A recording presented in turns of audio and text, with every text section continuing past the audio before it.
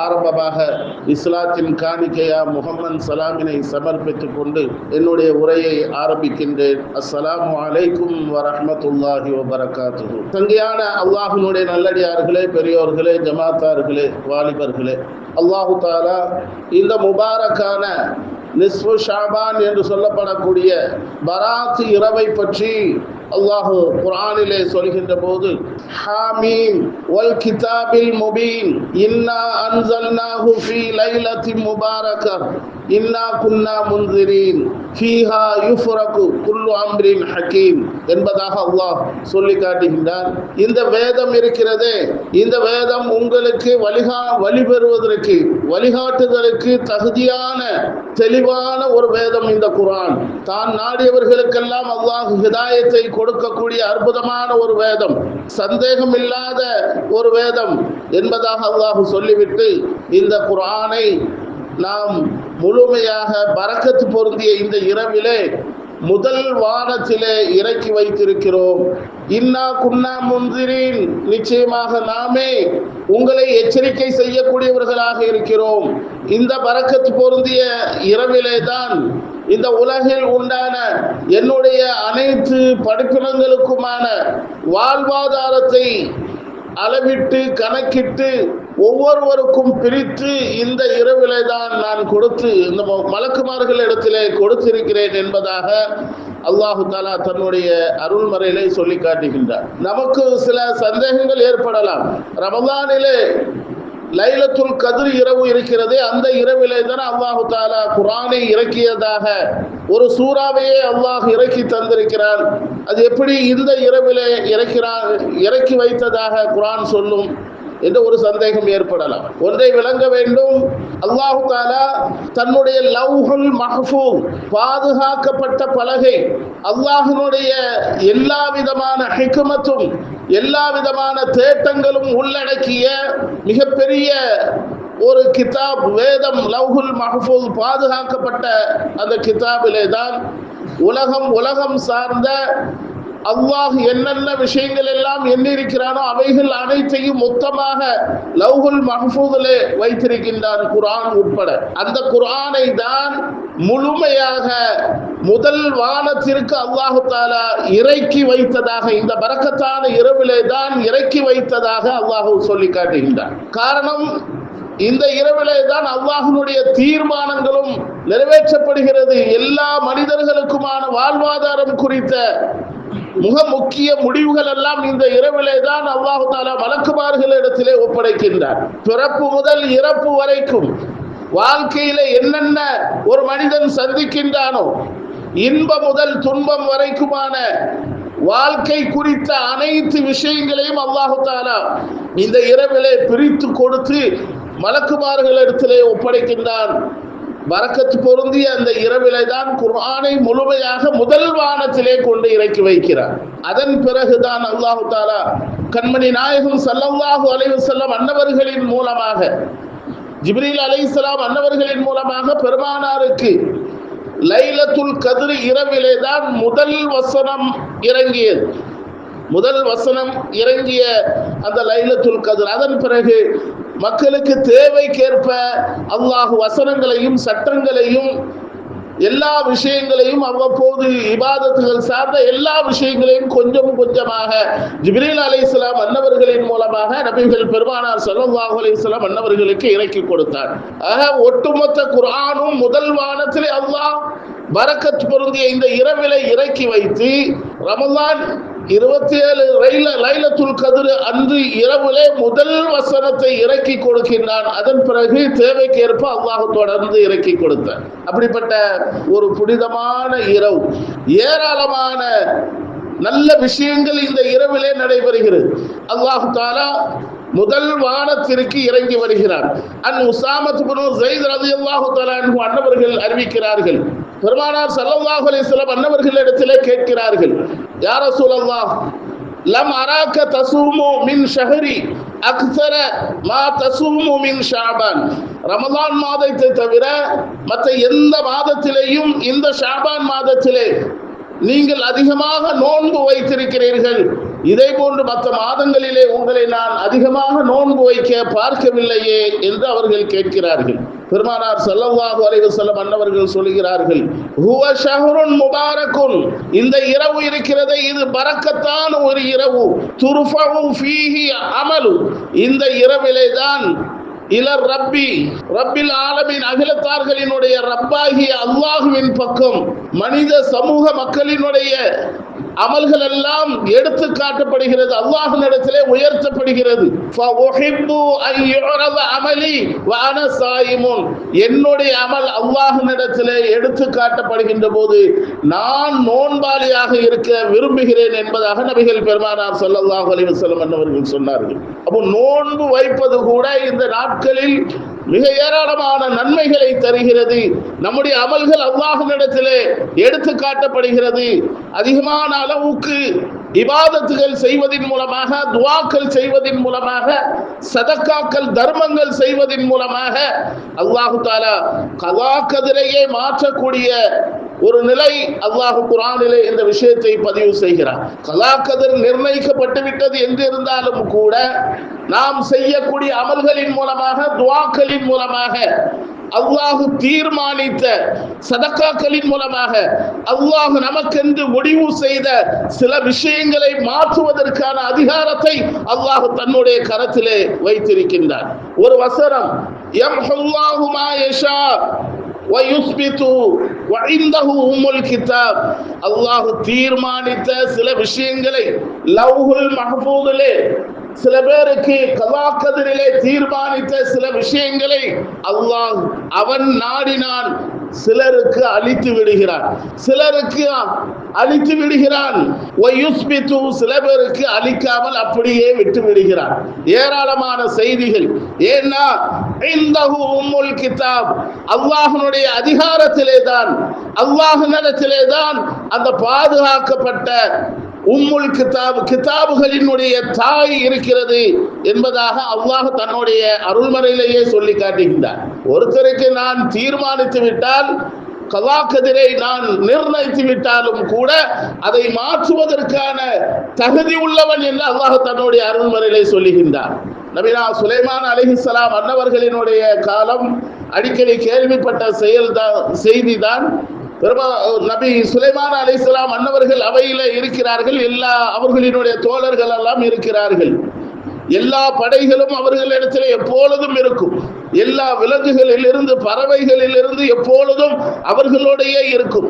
அந்த நேரத்திலே ஒரு மனிதர் சுலைமான் அலைஹிஸ்ஸலாம் அன்னவர்களையே நெருங்கி நெருங்கி வருகிறார்.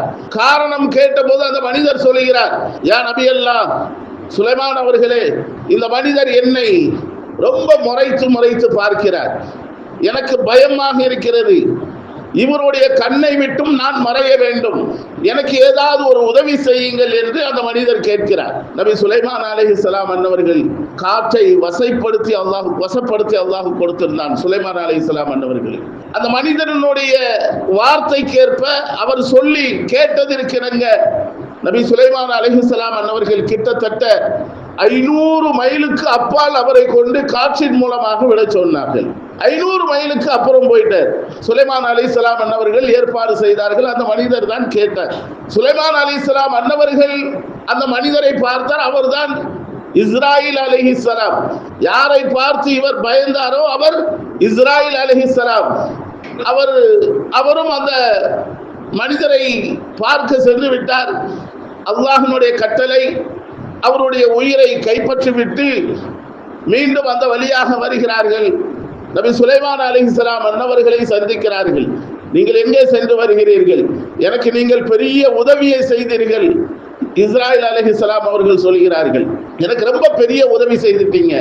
அல்லாஹ்வினுடைய உத்தரவு, இந்த இடத்திலிருந்து 500 மைல் அப்பால் அவருடைய உயிரை கைப்பற்ற வேண்டும் என்று அல்லாஹ்வினுடைய உத்தரவு எனக்கு வந்தது. ஆனால் அவர் உங்களுடைய சபையிலே இருக்கிறார். என்னால் ஒன்றும் செய்ய முடியவில்லை, என்ன செய்வது? ஆகவே அல்லாஹ்வே அதற்கான ஏற்பாட்டையும் உங்களுக்கு செய்து கொடுக்க வைத்தான். நீங்கள் அதே போன்று காற்றின் மூலமாக அந்த மனிதரை அந்த இடத்திலே கொண்டு விட்டீர்கள். அல்லாஹ் எந்த இடத்தில் வைத்து அவருடைய உயிரை கைப்பற்ற சொன்னானோ அந்த இடத்திலே வைத்து அவருடைய உயிரை கைப்பற்றி வந்து விட்டேன் என்பதாக இஸ்ராயில் அலைஹிஸ்ஸலாம் அன்னவர்கள் நபி சுலைமான் அலைஹிஸ்ஸலாம் அன்னவர்கள் இடத்திலே சொன்னார்கள். இது அல்லாஹ்வுடைய வாக்கு.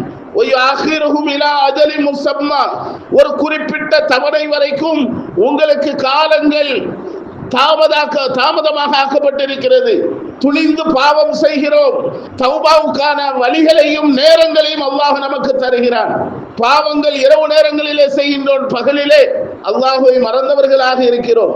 நாம் ஏதோ ஒரு கஷ்டத்திலே அல்லல் படுகின்ற போதுதான் அல்லாஹ்வை நினைக்கிறோம், அல்லாஹ்விடத்திலே துஆ செய்கிறோம். கொஞ்சம் மிதமிதப்பான ஒரு வசதியான வாழ்க்கை வந்துவிட்டால் அல்லாஹ்வை மறந்து விடுகின்றோம், பாவங்கள் துணிந்து செய்கிறோம்.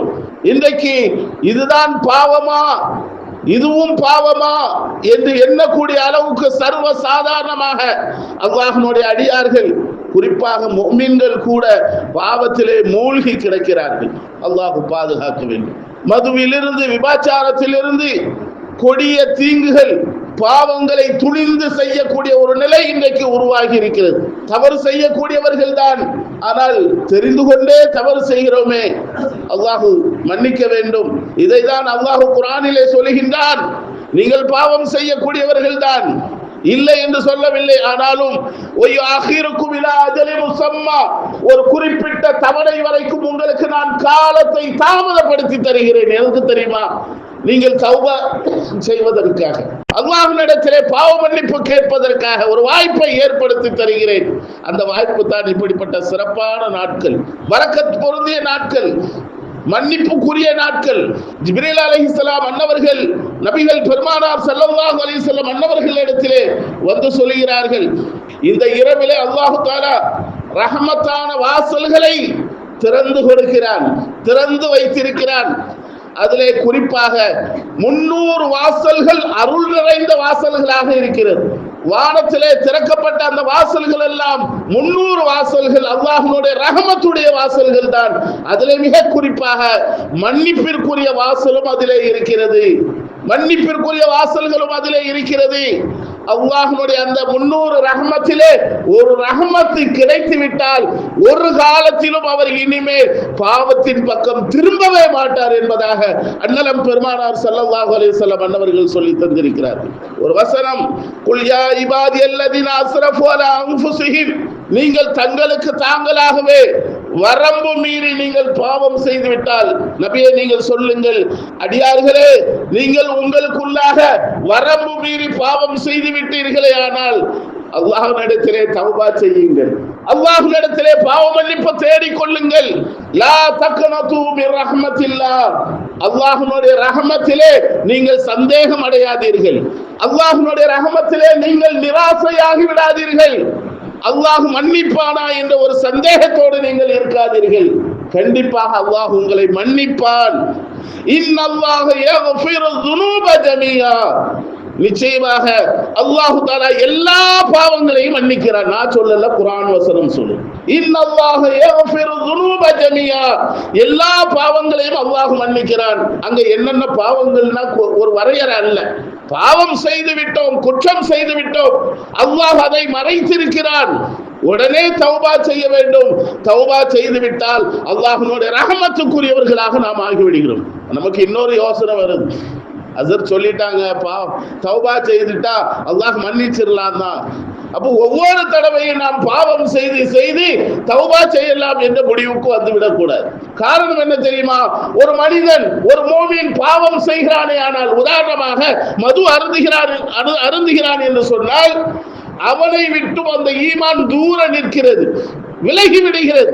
ஒரு கால் அவன் மது அருந்துகின்ற போது உயிர் கைப்பற்றப்பட்டு விட்டால், மது அருந்துகின்ற போது உயிர் கைப்பற்றப்பட்டு விட்டால் ஈமான் இல்லாதவனாக மௌத்தாகி விடுகின்றான். அல்லாஹ் பாதுகாப்பானாக.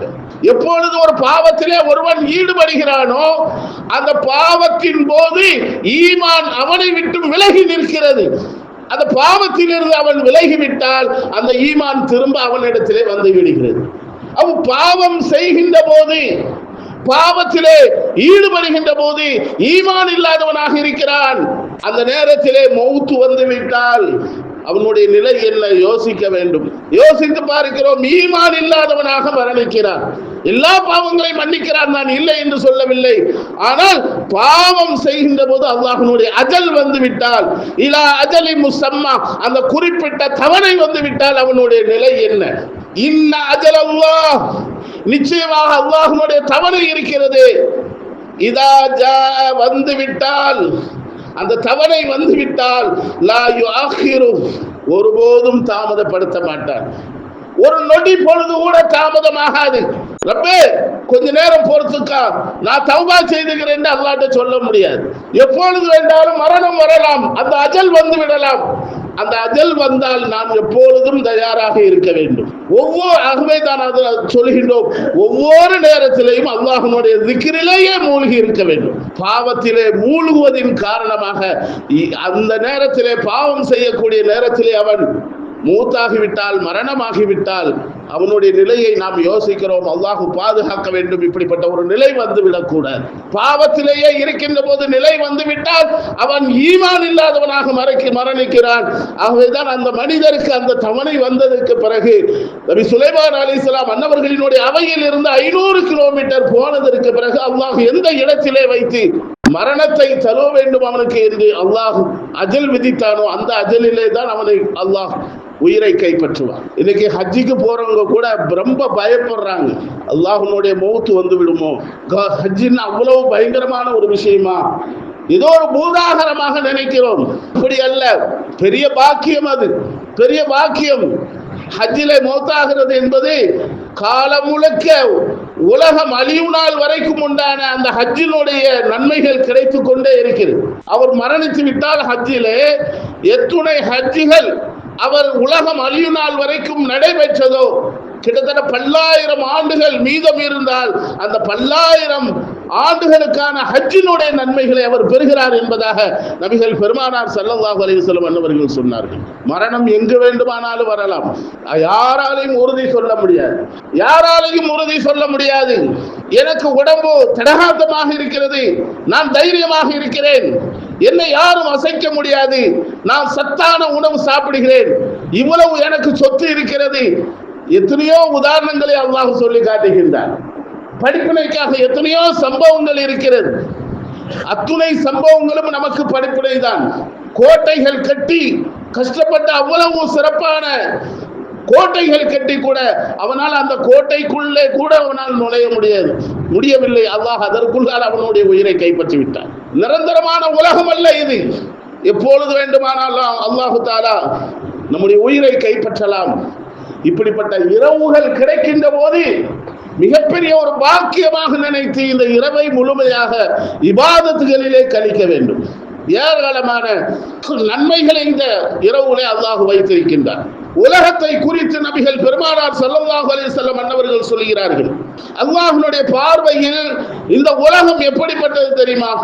அல்லாஹ்வுடைய பார்வையில் இந்த உலகம் என்பது அல்லாஹ்விடத்திலே ஒரு மனிதன் தன்னுடைய விரலை கடலிலே மூழ்கினால், கடலிலே தன்னுடைய விரலை மூழ்கி வெளியிலே எடுக்கின்ற போது ஒரே ஒரு சொட்டு மட்டும்தான் அவனுடைய விரலிலே வந்து நிற்கும்.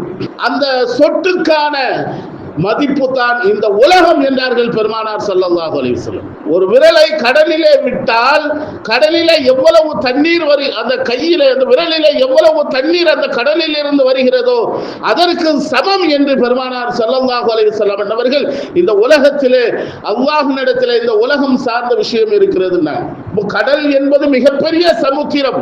அந்த சமுத்திரத்தை குறிப்பிடுகிறார்கள் பெருமானார் ஸல்லல்லாஹு அலைஹி வஸல்லம், அதுதான் மறுமை வாழ்க்கை என்றார்கள். ஒரு கடல் சமுத்திரம் மறுமை வாழ்க்கை என்றால் தன்னுடைய விரலை கடலிலே விட்டு எடுக்கின்ற போது அந்த விரலிலே எவ்வளவு தண்ணீர் தேங்கி நிற்கிறதோ அந்த தண்ணீருக்கு சமம் தான் இந்த உலகம் என்றார்கள் கண்மணி நாயகம் ஸல்லல்லாஹு அலைஹி வஸல்லம். ஒரு தடவை சஹாபாக்கள் தெரு ஓரத்திலே நடந்து செல்கின்ற போது ஏராளமான உதாரணங்களை பெருமானார் ஸல்லல்லாஹு அலைஹி வஸல்லம் அவர்கள் இந்த உலகத்திற்கு எடுத்துக்காட்டாக சொல்லுவார்கள். பெருமானாரோடு சஹாபாக்கள் செல்கிறார்கள். தெருவிலே ஒரு வீட்டிலிருந்து செத்து போன ஆட்டை வெளியிலே தூக்கி விடுகிறார்கள். செத்து போன ஆட்டை வெளியிலே போட்டிருக்கிறார்கள். பெருமானார் ஸல்லல்லாஹு அலைஹி வஸல்லம் அன்னவர்கள் சஹாபாக்கள் இடத்திலே கேட்கிறார்கள், தோழர்களே, இந்த வீட்டிற்கு செத்து போன இந்த ஆட்டினுடைய மதிப்பு என்ன தெரியுமா என்று கேட்டார்கள். செத்து போன ஆட்டிற்கான மதிப்பு என்ன தெரியுமா என்று கேட்டபோது, அது எப்படி செத்து போன ஆடு அவர்களுக்கு எப்படி மதிப்பாக இருக்கும்? அது மதிப்புள்ளதாக இருந்தால் வீட்டில் பத்திரப்படுத்தி வேறு விதமாக அதை பயன்படுத்தி இருப்பார்கள்.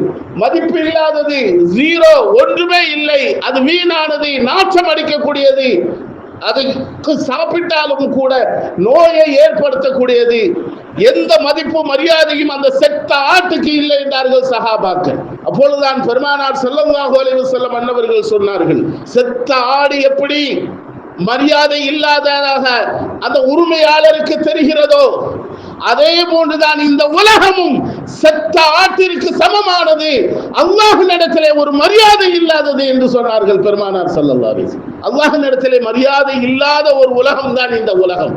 எதற்குமே லாயக்கில்லை. கொஞ்சம் யோசிச்சு பாருங்க, இந்த உலகத்துல பிறக்கின்ற போது எதுவுமே இல்லாம பிறக்கிறோம், எதுவுமே இல்லை, அழுது கொண்டே பிறக்கிறோம். ஏன் இந்த பாலா போன உலகத்துல ரப்பே என்னை பிறக்க வச்ச? எவ்வளவு பாவம் செய்ய போறோம்னு தெரியவில்லையே, நமக்கு தெரியல. குழந்தை அழுது, நம்மெல்லாம் சுத்தி இருந்து வேடிக்கை பார்த்து சந்தோஷத்துல சிரிக்கிறோம். என் பிள்ளைக்கு குழந்தை பிறந்துருச்சு, ஆனா அங்க குழந்தையினுடைய நிலை என்ன? பாலா போன பாவம் நிறைந்த உலகத்துல பிறக்க போறேனே, என்னுடைய நிலை என்ன தெரியலையே என்ற கவலையில அழுகுது அந்த குழந்தை. அப்ப செத்து போன துன்யாவுக்கான உதாரணத்தை அல்லாஹ் தஆலா சொல்லி காட்டுகின்றான். அப்ப சாகாமல் இருக்கக்கூடிய ஒரு உலகம் மறுமை வாழ்க்கை என்றார்கள் பெருமானார் ஸல்லல்லாஹு அலைஹி வஸல்லம் அவர்கள். அப்படி இந்த உலகம் அல்லாஹ்விடத்திலே மதிப்பு மிக்கதாக இருந்திருந்தால், இந்த உலகம் அல்லாஹ்விடத்திலே யோசிக்கணும், கவனமாக கேட்கணும். இந்த உலகம் அல்லாஹ்விடத்திலே மதிப்பு மிக்கதாக இருந்தால், அல்லாஹ் தஆலா அல்லாஹ்வை மறந்து வாழக்கூடிய, பாவத்திலே மூழ்கி கிடக்கக்கூடிய, அல்லாஹ்வுக்கு ஷிர்க் வைக்கக்கூடிய காஃபிர்களுக்கு அல்லாஹ் ஒரு முடர் தண்ணீர் கூட கொடுத்திருக்க மாட்டான். இந்த உலகம் அல்லாஹ்விடத்திலே கண்ணியமிக்கதாக, அல்லாஹ்வால் போற்றத்தக்க உலகமாக இருந்தால், அல்லாஹ்வை மறுக்கக்கூடியவர்களுக்கு ஒரு மிடர் கூட தண்ணி கொடுக்க மாட்டான் அல்லாஹ் என்று நபிகள் பெருமானார் ஸல்லல்லாஹு அலைஹி வஸல்லம் சொன்னார்கள். அப்போ மதிப்பில்லாத இந்த உலகத்துல நம்ம செய்யக்கூடிய வேலை ஏதோ உலக அழிவு நாள் வரைக்கும் நம்ம இங்க இந்த உலகத்துல நிரந்தரமாக இருப்பதை போன்று உண்டான ஒரு பிம்பத்திலே நாம் வாழ்ந்து கொண்டிருக்கின்றோம். அப்படிப்பட்ட ஒரு நிலைக்கு நாம் வந்துவிடக் கூடாது. அல்லாஹ் இந்த உலகத்திலே நம்மை படைக்க வைத்து விட்டார். இந்த உலகம் நம்மை தோற்கடித்து விடக்கூடாது, நாம் வெற்றி பெற வேண்டும். அதற்கான வழி என்ன? அதை நாம் தேர்ந்தெடுக்கணும். எவ்வளவு வழிகளை அண்ணலம் பெருமானார் ஸல்லல்லாஹு அலைஹி வஸல்லம் அன்னவர்கள் நமக்கு சொல்லி தந்திருக்கிறார்கள். ஒரு மிகப்பெரிய ஒரு வாய்ப்பு, எத்தனையோ வாய்ப்புகளை அல்லாஹ் நமக்கு தந்து கொண்டே இருக்கிறான். நன்மைகளை அதிகமாக செய்வதற்கு, இபாதத்துகள் புரிவதற்கு. அருமை நாயகம் ஸல்லல்லாஹு அலைஹி வஸல்லம் அன்னவர்கள் ஒரு நாள் தன்னுடைய இல்லத்திலே இருள் நிறைந்த அந்த நேரத்திலே தொழுது கொண்டே இருக்கிறார்கள். கடுமையான இருட்டு. ஆயிஷா நாயகி அவர்கள் அப்படியே படுத்து கிடந்த நபிய கணவரை காணோம், என்ன செய்வது என்று தேடுகிறார்கள். கொஞ்சம் தள்ளி பெருமானார் ஸல்லல்லாஹு அலைஹி வஸல்லம் அன்னவர்கள் சஜிதாவுல இருக்கிறாங்க. முனங்கல் சத்தம் கேட்கிறது. எவ்வளவு தொட்டு பார்த்தாலும் அசைவு இல்லை. ஆயிஷா நாயகி சொல்றாங்க, நான் பயந்தே போனேன், அல்லாஹ் உயிரை கைப்பற்றி விட்டானோ என்னும் அளவுக்கு பயம் உண்டாகிவிட்டது. ஆயிஷா நாயகி சொல்றாங்க, பெருமானார் ஸல்லல்லாஹு அலைஹி வஸல்லம் அன்னவர்கள் தொழுது கொண்டே இருக்கிறார்கள். நான் கையை கொண்டு போகின்ற போது பெருமானார் ஸல்லல்லாஹு அலைஹி வஸல்லம் அன்னவர்களினுடைய அந்த கட்டை விரல் அசைவு எனக்கு தென்பட்டது. அப்பொழுதுதான் நிம்மதி அடைந்தேன். அந்த சஜிதாவிலே அண்ணல் பெருமானார் ஸல்லல்லாஹு அலைஹி வஸல்லம் அன்னவர்கள் துஆ செய்யக்கூடிய அந்த முனங்கல் சத்தம் எனக்கு கேட்டது. என்ன துஆ கேட்டார்கள் தெரியுமா? என்னை நீ மன்னிப்பது கொண்டு என்னுடைய தண்டனையில் இருந்து நீ பாதுகாத்து விடு. யார் கேட்டா? பெருமானார் ஸல்லல்லாஹு அலைஹி வஸல்லம் கேட்டாங்க. நீங்க சதாவும் பாவத்திலேயே மூழ்கி கிடக்கிறோம். நம்ம பாவம்னு தெரியாம கூட அந்த பாவத்திலே கிடக்கிறோம். ஆனா அல்லாஹ்வின் இடத்துல மன்னிப்பு கேட்பதற்கு மனம் வரமாட்டேங்குது. தொழுகைக்காக விரைந்தோடி வரணும்னு சொல்லி என்ன வரமாட்டேங்குது. அல்லாஹ்வுடைய சிந்தனை இல்லாமல் கிடக்கிறோம். மற்றவர்களின் மீது கேலியும் கிண்டலுமாக மற்றவர்களை வசைப்பாடுகிறோம், மற்றவர்களின் மீது போராமை கொள்கிறோம். மார்க்கத்திற்கு முரணான காரியங்களிலே நாம் ஈடுபடுகின்றோம். அன்னலம் பெருமானார் ஸல்லல்லாஹு அலைஹி வஸல்லம் அன்னவர்கள் அல்லாஹ்விடத்திலே துஆ செய்தார்கள், ரப்பே என்னை நீ மன்னிப்பது கொண்டு என்னுடைய தண்டனையிலிருந்து நீ பாதுகாத்து விடு, நான் தகுதி இல்லாதவனாக இருக்கிறேன் என்று நபிகள் பெருமானார் ஸல்லல்லாஹு அலைஹி வஸல்லம் அன்னவர்கள் திரும்ப திரும்ப துஆ செய்கிறார்கள். உன்னுடைய திருப்தியை கொண்டு என்னை நீ திருப்தி அடைய செய், உன்னுடைய திருப்தியிலே நான் வர வேண்டும், நீ என்னை எப்படி காண விரும்புகிறாயோ அதே போன்று என்னையும் நீ ஆக்கிவிடு. அல்லாஹ்விடத்திலே கேட்கிறார். இது யாருடைய வாசகம்? இறைவனுக்கு நெருக்கமாக வாழ வேண்டும் என்ற ஆசை உள்ளவர்களினுடைய வார்த்தை. தொழுகை முடித்துவிட்டு பெருமானார் ஸல்லல்லாஹு அலைஹி வஸல்லம் அன்னவர்கள் இருக்கின்ற போது ஆயிஷா நாயகி கேட்கிறார்கள், யா ரசூலல்லாஹ், இவ்வளவு சிரமப்பட்டு கஷ்டப்பட்டு தொழுகிறீர்களே என்று கேட்டபோது பெருமானார் ஸல்லல்லாஹு அலைஹி வஸல்லம் அன்னவர்கள் சொன்னார்கள், மனைவி ஆயிஷாவே, இந்த நாள் எந்த நாள் தெரியுமா? நிஸ்ஃபு ஷாபான், 15வது இரவு, அல்லாஹ்வுடைய ரஹமத்தும் பரக்கத்தும் நிறைந்த ஒரு நாள், ஏராளமான மன்னிப்புகளை வழங்கக்கூடிய நாள். இந்த நாள் நான் அல்லாஹ்விடத்திலே மன்னிப்பு தேடிக்கொண்டே இருந்தேன் என்ற வாசகத்தை நபிகள் பெருமானார் ஸல்லல்லாஹு அலைஹி வஸல்லம் அன்னவர்கள் சொல்லி காண்பித்து விட்டு சில செய்தியையும் சொல்கிறார்கள். சில பேருக்கு மன்னிப்பை அல்லாஹ் வழங்க மாட்டான். யாருக்கு தெரியுமா? இணை வைக்கக்கூடியவர்களுக்கு, மற்றவர்களுக்கு குராதம் விளைவிப்பவர்களுக்கு, உறவுகளை துண்டித்து வாழக்கூடியவர்களுக்கு, பெற்றோர்களை துன்படுத்தக்கூடியவர்களுக்கு, போதையிலேயே மூழ்கி கிடப்பவர்களுக்கு, கரண்டை கால் கீழே வரைக்கும் ஆடைகளை அணிந்து கொண்டு பெருமையாக திரியக்கூடியவர்களுக்கு மன்னிப்பே கிடையாது என்று அண்ணலம் பெருமானார் ஸல்லல்லாஹு அலைஹி வஸல்லம் அன்னவர்கள் ஆயிஷா நாயகி அவர்களிடத்திலே தகவலாக சொல்லி காட்டுகிறார்கள். அருமையானவர்களை யோசித்து பார்க்கிறோம். இன்றைக்கு மகரிபுக்கு பின்னால் கூட 3 யாசீன்கள் ஓதப்பட்டது. இன்னைக்கு அதை சாதாரணமாக நினைச்சுக்கிட்டு இருக்கோம். குர்ஆனினுடைய இதயம் அது. ஒவ்வொரு எழுத்துக்கும் 10 நன்மைகள் என்றார்கள் நபிகள் பெருமானார் ஸல்லல்லாஹு அலைஹி வஸல்லம். இன்னைக்கு அந்த யாசீனை நம்ம 3 தடவை ஓதினால் எத்துணை எழுத்துக்கள் இருக்கிறதோ அத்துணை எழுத்துக்குமான ஒவ்வொரு எழுத்துக்கும் 10 நன்மைகள். ஏராளம் ஏராளம், அளவிடவே முடியாது. அவ்வளவு நன்மைகள் கிடைச்சிருக்கு. நம்முடைய ஆயுளுக்காக, ஆயுளிலே சாலிகான வாழ்க்கை கிடைப்பதற்காக, ரிஸ்க் விசாலத்திற்காக, எல்லா வகையான ரிஸ்க்கும், குழந்தை பாக்கியத்திற்கு, ஆரோக்கியத்திற்கு, எல்லா வகையான ரிஸ்க்குமான துஆக்கள் செய்தோம். எவ்வளவு பெரிய பாக்கியம் அது. இன்னைக்கு அந்த விஷயத்துல குறை காணுவதற்காகவே சில பேர்கள் இருக்கிறார்கள். அல்லாஹ் பாதுகாக்க வேண்டும். இப்படிப்பட்ட அபசகுணமான நிலைக்கு நாம் வந்துவிடக்கூடாது. காலகாலம் இப்படிப்பட்ட சிறந்த இபாதத்துகளோடு நம்முடைய மார்க்கம் நம்மை இழுத்து செல்கிறது. எப்படி நம்முடைய வாழ்க்கையிலே மனிதர்களுக்கு மத்தியிலே ஏற்றத்தாழ்வுகள் இருக்கிறதோ, சில பேர்கள் மிக சொத்துக்காரர்களாக, பணக்காரர்களாக இருப்பார்கள், சில பேர்கள் வறியவர்களாக இருப்பார்கள். ஆனால் எல்லோரையும் அல்லாஹ் ஒருபோதும் அப்படி வைத்து விட மாட்டார். செல்வந்தர்களாக இருக்கின்ற போது ஒரு காலத்திலே கீழே இருப்பார்கள், வறியவர்களாக இருக்கின்ற போது ஒரு காலத்திலே அல்லாஹ் உயர்ந்து வளர செய்து விடுவார். ஏற்றத்தாழ்வு என்பது மனித வாழ்க்கையிலே இயற்கையான ஒன்று. ஆனாலும் கூட அல்லாஹ்விடத்திலே நாம் சமமானவர்கள். அல்லாஹ்வுக்கு பிடித்த நல்ல மக்களாக நாம் வாழ வேண்டும். பாவங்களை விட்டும் பாதுகாத்தவர்களாக இருக்க வேண்டும். சில பேர்களுடைய எண்ணம் இப்படி இருக்கும், என்ன செய்யறது, அதற்கு என் தலை விதி இப்படி ஆக்கிட்டான், போதையிலேயே நான் கிடக்க வேண்டியது இருக்கு, மதுவிலேயே கிடக்க வேண்டியது இருக்கு. அப்ப ஓப்பனா சொல்றாங்க.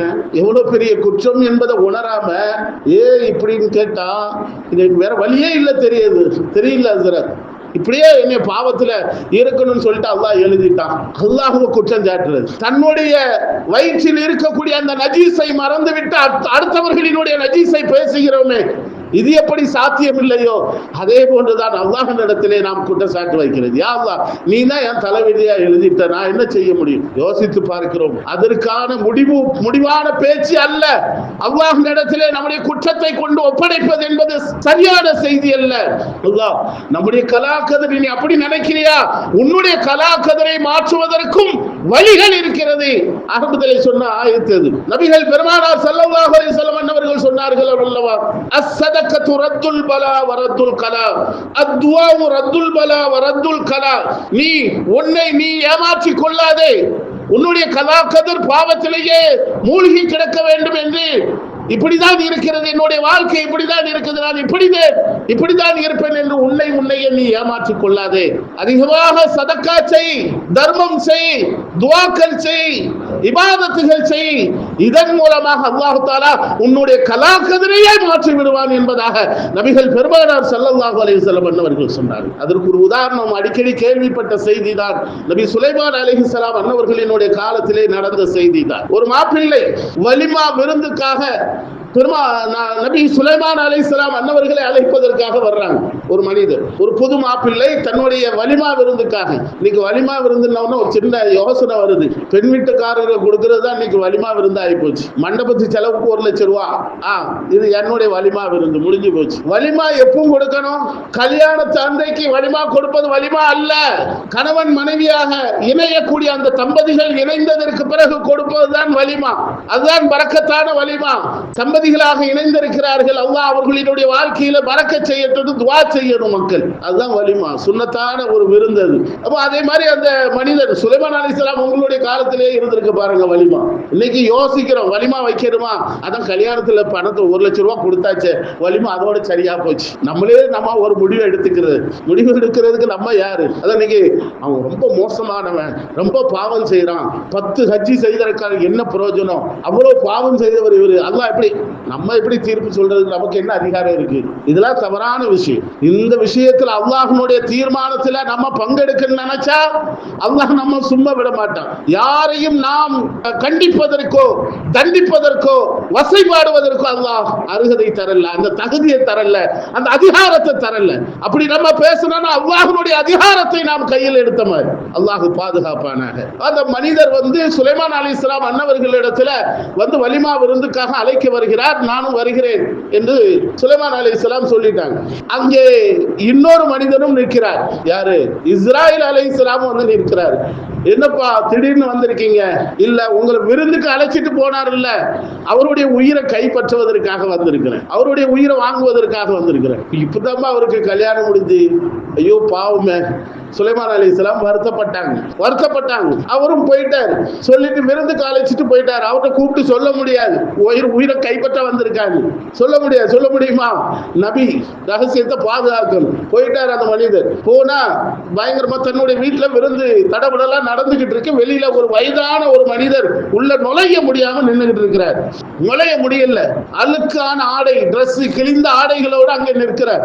அந்த மனிதர் தன்னுடைய வீட்டுக்கு வந்த அந்த விருந்தாளி ஏழையாக இருந்தாலும் அவரை கீழே தள்ளி விட்ட உடனே அப்படியே தாங்கி பிடிச்சி, இதான் உங்களை உள்ள விட மாட்டுக்காங்களா, வாங்க ஏன் கூட வாங்கன்னு அப்படியே தோலுக்கு மேல கையை பிடிச்சி உள்ள கூட்டு போய் தன்னுடைய சாப்பாடு அவருக்கு பகிர்ந்து கொடுக்கிறார். மிகவும் ஏழையான ஒரு மனிதர், சங்கையான ஒரு மனிதர். அதனாலதான் பெருமானார் ஸல்லல்லாஹு அலைஹி வஸல்லம் சொன்னாங்க, நீங்க வலிமா விருந்து, அகீகா விருந்து, உங்களுடைய வீடுகளில் விருந்து ஆக்கினால் ஏழைகளுக்கு முதலிலே கொடுங்கள் என்றார்கள் பெருமானார் ஸல்லல்லாஹு அலைஹி வஸல்லம். ஏழைகளுக்கு கொடுத்து நீங்க திருப்தி அடைங்க, சந்தோஷப்படுங்க, அவர்களை படுத்துங்க. அந்த மனிதர், ஏழை மனிதர், அவரோடு நிம்மதியா திருப்தியா சாப்பிட்டு முடிச்சு கையேந்தி துஆ செய்கிறார். துஆ செய்து முடிச்சதுக்கு அப்புறம் சந்தோஷமா அவர் பாட்டுக்கு வெளியில போயிடுறார். கொஞ்ச நேரம் கழிச்சு இஸ்ராயில் அலைஹிஸ்ஸலாம் சுலைமான் அலைஹிஸ்ஸலாமை சந்திக்க வர்றாங்க. என்ன இஸ்ராயிலே, என்ன ஆச்சு? உயிரை கைப்பற்றிட்டீரா? இல்ல நபி அல்லாஹ். ஏன், என்னாச்சு? இல்ல, ஒருத்தர் அவரோடு உட்கார்ந்து உணவு அருந்தினாரு. நான் போறதுக்குள்ள அவருடைய அஜல், அந்த நேரம் வருவதற்குள்ள அந்த ஏழை மனிதர் அல்லாஹ்விடத்துல கரமேந்தி துஆ செய்துட்டாரு. ரப்பே, இவருடைய ஆயுளை நீளமாக ஆக்கி கூடாதுன்னு துஆ செய்துட்டார். யாருடைய துஆ நமக்கு கபூலாகும் தெரியாது. அதனால தயவு செய்து நம்ம வீட்டுக்கு யார் வந்தாலும், கல்யாணமாக இருக்கட்டும், எந்த விசேஷ நாளா இருக்கட்டும், விரட்டிடாதீங்க. எந்த உருவத்திலையும் அந்த மனிதர் வரலாம், உண்மையிலே மலக்குமாராக கூட இருக்கலாம், அல்லாஹ்வால் ஏவப்பட்ட சாலிகான மனிதர்களாக இருக்கலாம். தயவு செய்து விரட்டுறாங்க. துஆ செய்துட்டாரு. அல்லாஹ் தஆலா அவருடைய ஆயுள்ல 60 வயதை கூட்டி கொடுத்துட்டான். சுப்ஹானல்லாஹ், 60 வயது அல்லாஹ் கூட்டி கொடுத்து விட்டான். அதனால நான் திரும்ப வந்துட்டேன் என்று இஸ்ராயில் அலைஹிஸ்ஸலாம் அவர்கள் சொன்னார்கள். அருமையானவர்களை, யோசித்து பார்க்கிறோம். அந்த விருந்து என்பது சதக்கா, தர்மம். உண்மையான ஈமானோடு நம்பிக்கையோடு அல்லாஹ்வுக்காக நாம் செய்கின்ற ஒவ்வொரு தர்மமும் அது பிரதிபலிப்பை ஏற்படுத்தும் என்பதில் எந்த விதமான சந்தேகம் இல்லை. நம்முடைய கலாக்கதிரை மாற்றும். அந்த மனிதனுடைய கலாக்கதிரை மாற்றியது. அவருக்கு வரவிருந்த ஆபத்தை முசீபத்தை நீக்கியது, மௌத்தை விட்டும் அவரை பாதுகாத்தது. நீண்ட ஆயுள் எதுக்காக வேண்டி அல்லாஹ் இடத்துல கேட்கிறோம், ரப்பே எங்களுக்கு முன்னாடி வாழ்ந்த சமூகம்லாம் நிறைய அமல் செய்து நிறைய நன்மைகளை சம்பாதிச்சாங்க, அதே மாதிரி நானும் நிறைய ரமலானை சந்திக்கணும், நிறைய இபாதத் செய்யணும், நிறைய நன்மைகளை சம்பாதிக்கணும். சொர்க்கத்தில் அல்லாஹ் நிறைய படித்தரங்களை வச்சிருக்கிறான், எல்லா படித்தரங்களுக்கும் நான் போகணும், அதுக்காக என்னுடைய ஆயுளை நீட்டி தான் கேட்கணும். நிறைய கொள்ளடிக்கணும், நிறைய ஏமாத்தணும், நிறைய சொத்து, அதுக்கல்ல நீண்ட ஆயுள் என்பது. அல்லாஹ் எதை கேட்டோமோ அந்த அமல்களின் பிரகாரம் நம்முடைய வாழ்க்கையை அமைப்பதற்கு எல்லா வகையிலையும் அல்லாஹ் உதவி செய்வானாக. வந்திருக்கக்கூடிய நன்மக்கள் அத்துணை பேர்களையும் அல்லாஹ் பொருந்திக் கொள்வானாக. நீண்ட ஆயுளோடும் நிறைவான செல்வத்தோடும் ஆரோக்கியத்தோடும் நல்ல அமல்களோடும் கூடிய வாழ்க்கையை வாழ்வதற்கு அல்லாஹ் அனைவருக்கும் நசீபாக்குவானாக. அல்லாஹ் நாளை சொர்க்கத்திலே நபிகள் பெருமானார் ஸல்லல்லாஹு அலைஹி வஸல்லம் அன்னவர்களோடு நுழையக்கூடிய பெரும் பாக்கியத்திற்கு தகுதியானவர்கள் நம்மையும் நம்முடைய வாரிசுகளையும் நம்முடைய குடும்பத்தார்களையும் நம்முடைய ஊரார்களையும் அல்லாஹ் பொருந்திக் கொள்வானாக. ஆமீன். வ ஆகிரு தவானா அல்ஹம்துலில்லாஹி ரப்பில் ஆலமீன். அஸ்ஸலாமு அலைக்கும் வ ரஹ்மத்துல்லாஹி வ பரகாத்துஹு.